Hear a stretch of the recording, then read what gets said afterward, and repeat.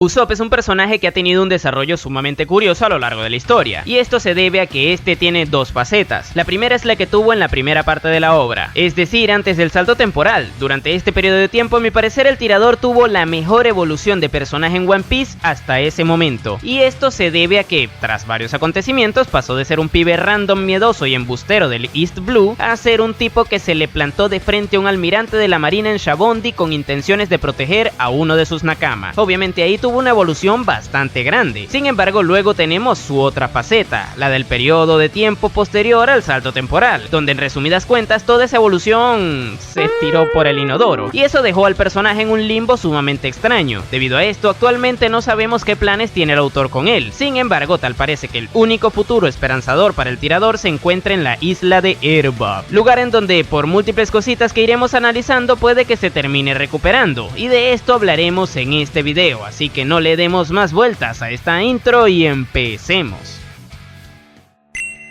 Bien, creo que la mejor forma de entrar en materia es ir explicando cuál es su situación actual, y es que de momento el loco solo ha servido en Egghead para horrorizarse por la presencia de un personaje que ya habían derrotado hace como 700 capítulos y también para que le petrificara la chocoboa. No obstante, siento que es un poco ventajista juzgarle por situaciones vistas en un arco que aún no ha terminado, esto debido a que siempre existe la posibilidad de que haga algo más adelante en el mismo, y aunque todos creamos que lo más probable es que esto último no vaya a suceder, creo que hay que ser un tanto justos, así que nos iremos un poco más atrás para evaluar su rendimiento en un arco ya concluido, y ese no es otro que el de Wano. Ahí las únicas intervenciones de peso que tuvo el personaje fueron derrotar a Ulti y a Page One junto a Nami con ayuda de Tama, y ojo, menciono a Tama porque a pesar de que no les ayudó a derrotarles como tal, sí que fue el objetivo de ellos. Básicamente los hermanos dinosaurio le hacían focus a ella, y por esta razón dejaron de lado en algunas oportunidades a los otros dos. En pocas palabras, ganó un enfrentamiento pero de una forma un tanto cuestionable, y adicional a esto también tuvo un momento en el que le dio un breve discurso a Kinemon y a Kiku luego de que les fuera a rescatar, en el que les reprochaba ese ideal samurái que les hacía pensar que no era honorable que aún siguieran viviendo, cosa con la que el narizón iba completamente en contra, ya que para él lo más importante era la supervivencia, tanto la suya como la de sus aliados, y que eso de tirar la toalla por honor cuando todo el conflicto aún no había acabado no tenía nada de honorable. A través de ese diálogo, Oda estaba haciendo crítica social hacia la mentalidad japonesa del periodo en el que se basa la trama de Wano, y probablemente también a ciertos aspectos de la que tienen actualmente, pero bueno, con esto uno pensaría que su rendimiento no estuvo del todo mal, pero hay que tener en cuenta que así como tuvo buenas intervenciones como la anteriormente mencionada, también tuvo algunas otras bastante cuestionables, como la de posiblemente haber estafado a Otoko vendiéndole un supuesto aceite milagroso, mismo que la infante posteriormente intentaría usar con su padre luego de que se lo dejaran como un queso suizo. Esta situación concluyó con Usopp sintiéndose culpable por habérsela vendido, ya sea porque era una estafa debido a que el aceite no funcionaba o porque ella se creyó el clickbait de que era milagroso, pero en cualquiera de los casos la cosa no debió terminar ahí. Lo lógico hubiera sido que tras finalizar la problemática Usopp haya tenido algún gesto hacia Otoko para enmendar de cierta manera eso que le hizo sentir culpable, ya que en aquel momento tampoco es que pudo haber hecho mucho, pero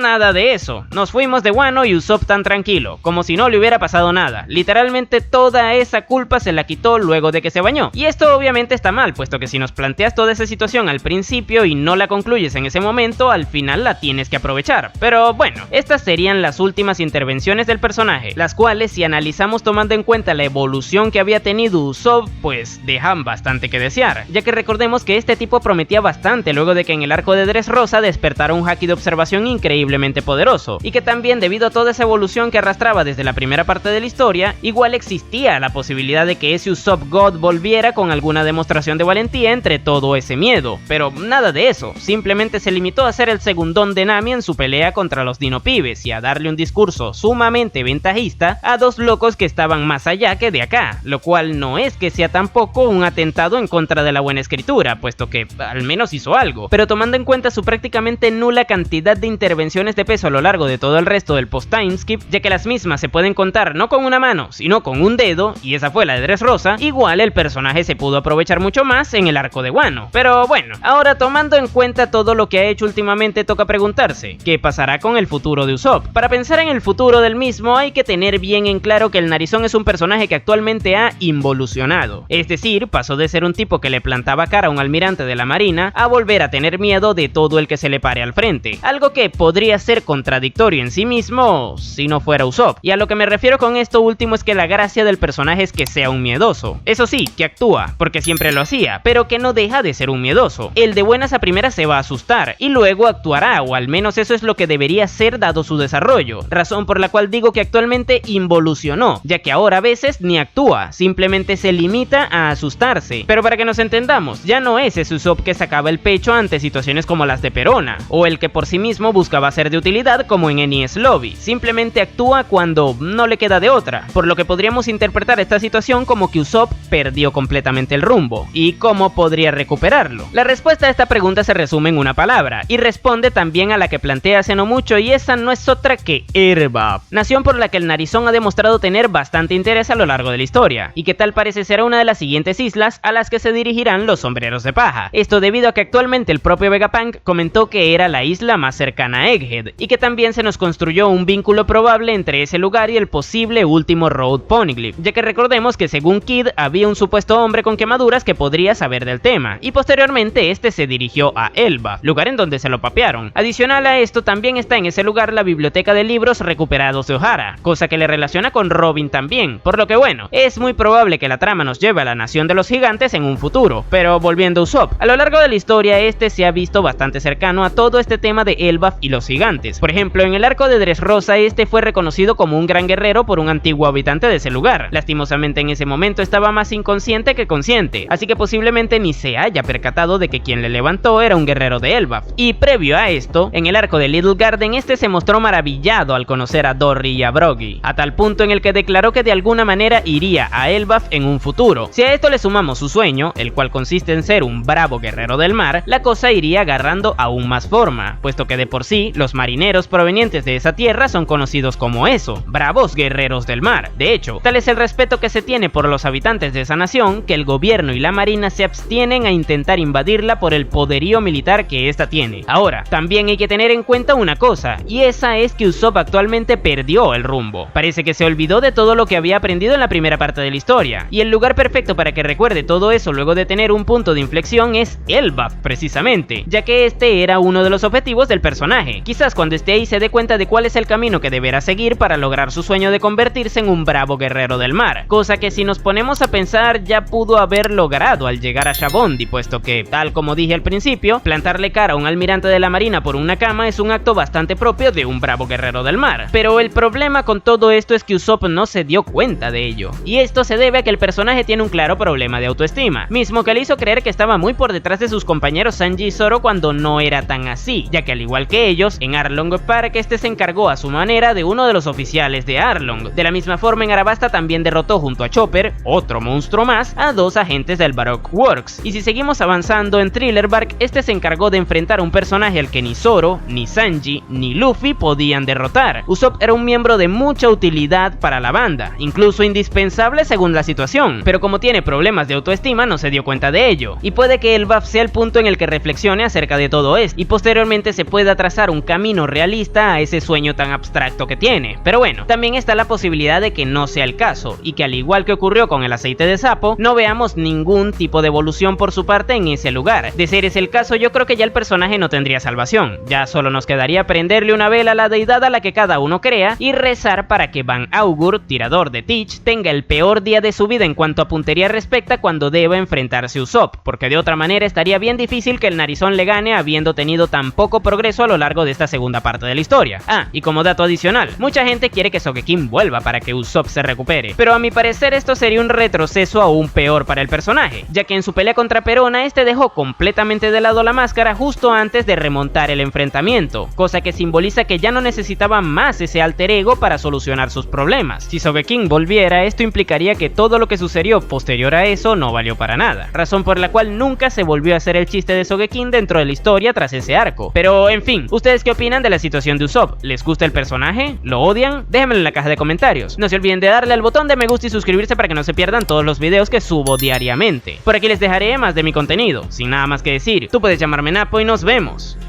en el siguiente video.